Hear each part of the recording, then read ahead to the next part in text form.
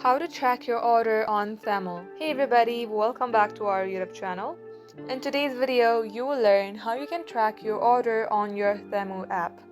So without any further delay, let us get started. Head over to your Temu app and get logged into your Temu account. From here, tap on Use section, then tap on Your Orders. Then at this page, you will see all the orders that you have added. At the Processing tab, you will also see all the orders that are on processing mode, and at the Shipped tab, you will see all the orders that have already been shipped to your door. And just in case you couldn't find your order, then tap on Self-Service to find order. And from that page, simply type in your email address or your phone number that is related with your order and follow the on-screen prompt to track your order. That wraps up today's tutorial. Thank you for watching the video till the very end.